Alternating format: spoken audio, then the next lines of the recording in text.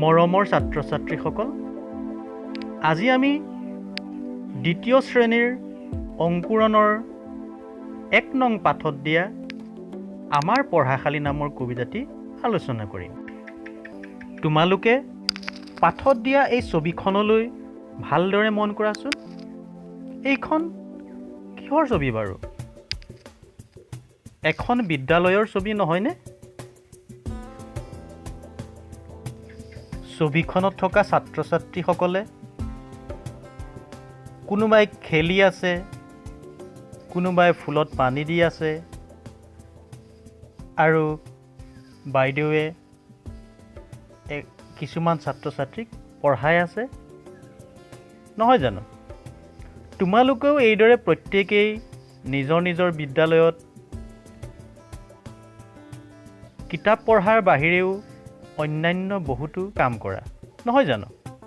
সাধু শুনা, নাচা, গান গোৱা, খেল ধেমালি কৰা, ইয়াৰ উপৰিও আৰু বহুতো কাম কৰা, নহয় জানো? বিদ্যালয়খনৰ কাষতে হুইল চেয়াৰ এখনত বহি থকা ল'ৰাটো দেখিছানে? সেই ল'ৰাটোৱেও খেলি আছে। সেই ল'ৰাটো বিশেষভাৱে সক্ষম। সিও সকলোৰে লগত মিলিজুলি খেল ধেমালিত অংশগ্ৰহণ কৰিছে, নহয় জানো? আহাচোন আমি এই কবিতাটি পঢ়িবলৈ যত্ন কৰোঁ। আমাৰ পঢ়াশালী। পঢ়াশালী মানেনো আকৌ কি? এই শব্দটো তোমালোকৰ নতুন নতুন লাগিছে নি বাৰু? যিখন ঠাইত আমি পঢ়া শুনা কৰি শিক্ষা দীক্ষা লওঁ, সেই ঠাইখনকে পঢ়াশালী বুলি কোৱা হয়। তোমালোকে হয়তো ভাবিছা, আমিতো ঘৰতো পঢ়া শুনা কৰোঁ, গতিকে আমাৰ ঘৰখনো পঢ়াশালী নেকি? হয়, তোমালোকে ঘৰতো পঢ়া, কিন্তু য'ত বহুতো ছাত্ৰ ছাত্ৰী বা ল'ৰা ছোৱালী একেলগে থাকি একে ঠাইতে পঢ়া শুনা কৰে, সেই ঠাইখনকহে পঢ়াশালী বুলি কোৱা হয়। তাৰমানে তোমালোকৰ বিদ্যালয়খন, নহয় জানো? হয়, তোমালোকে বিদ্যালয় বুলি কোৱা, স্কুল বুলি কোৱা সেই ঠাইখনকে পঢ়াশালী বুলিও ক'ব পাৰোঁ। এতিয়া প্ৰথমে মই কবিতাটি পাঠ কৰি দিম। তোমালোকে খুব মনোযোগেৰে শুনি যাবা দেই। আমাৰ পঢ়াশালী। আমি ফুলনিৰ নানা ৰঙী ফুল, মিলিজুলি থাকোঁ খেলি।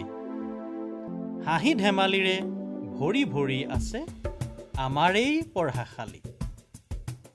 সাধু আৰু গান শুনি নাচি নাচি লওঁ মজা, হাতে কামে কৰি শিকোঁ নাই কিতাপৰ বোজা। কবিতাটি শুনি ভাল লাগিল নহয়নে বাৰু? এইবাৰ মই আকৌ পঢ়ি দিম, তোমালোকে মোৰ লগে লগে পঢ়িবলৈ যত্ন কৰিবা। আমাৰ পঢ়াশালী। আমি ফুলনিৰ নানা ৰঙী ফুল, মিলিজুলি থাকোঁ খেলি।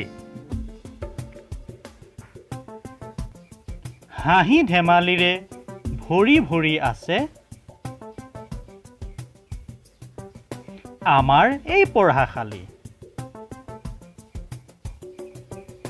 সাধু আৰু গান শুনি নাচি নাচি লওঁ মজা,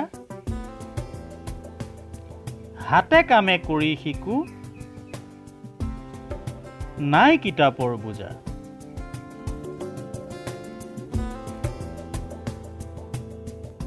এই কবিতাটো বহুতো ছাত্ৰ ছাত্ৰীয়ে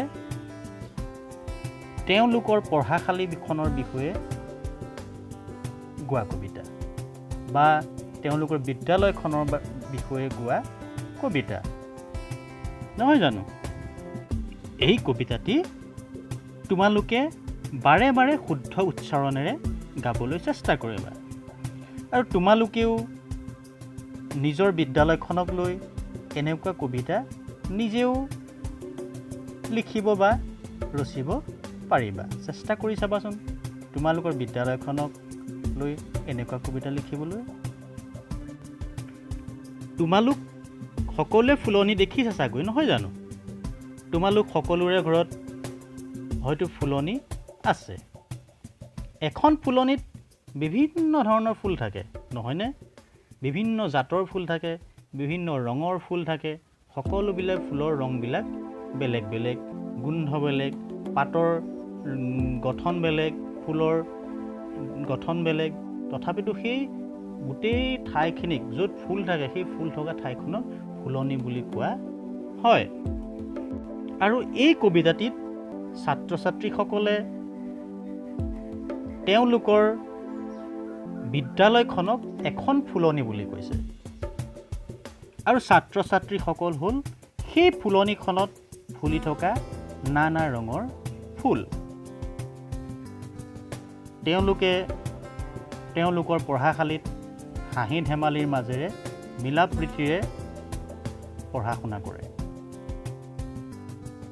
পঢ়া শুনা কৰাৰ লগতে তেওঁলোকে সাধু শুনে, সাধু নিজে কয়, গান শুনে, গান গায় আৰু নাচি নাচি তেওঁলোকে আনন্দ লাভ কৰে।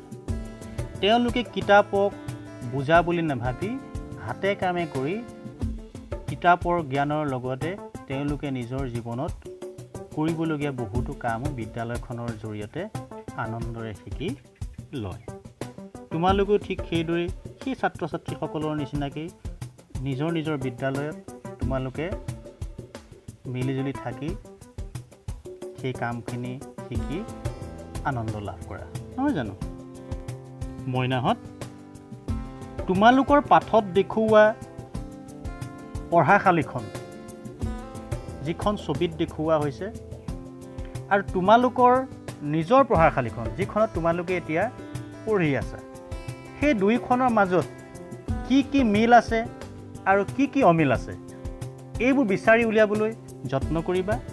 আৰু এই মিল আৰু অমিলবোৰ বিচাৰি উলিয়াই তোমালোকৰ মা দেউতা আৰু ছাৰ বাইদেউহঁতক ক'বলৈ চেষ্টা কৰিবা। লগতে এতিয়া তোমালোকে পঢ়ি থকা পঢ়াশালীখনৰ চৌহদত থকা গছবিলাকৰ নামবিলাক ক'বলৈ যত্ন কৰিবাচোন। লগতে তোমালোকৰ নিজৰ ঘৰৰ চৌহদত থকা গছবিলাকৰ নামো ক'বলৈ যত্ন কৰিবা। আৰু নাজানিলে তোমালোকৰ মা দেউতা আৰু ছাৰ বাইদেউক সুধি সেই গছবোৰ চিনাকি হ'বলৈ যত্ন কৰিবা। মইনাহঁত, তোমালোকৰ পাঠৰ পিছফালে যিখন বিদ্যালয়ৰ ছবি দিয়া আছে সেই বিদ্যালয়খনৰ সন্মুখত বা চৌহদত তোমালোকে এখন ফুলনি আঁকি ৰং কৰিবা। মইনাহঁত, আহাচোন আমি এতিয়া এটা শব্দৰ খেল খেলোঁ। তোমালোকে বাৰু মোৰ নামটো কি জানানে? মোৰ নাম হৈছে অৰুণ আৰু মোৰ নামৰ প্ৰথম আখৰটো হৈছে অ। এতিয়া মই মোৰ নামৰ প্ৰথম আখৰটোৰে 5টা শব্দ বনাম। তোমালোকে চাই যাবা দেই। মোৰ নামৰ প্ৰথম আখৰটো কি আছিল? অ। অ অমিতা, অ অমৰা, অ অজগৰ, অ অসম, অ অৰণ্য।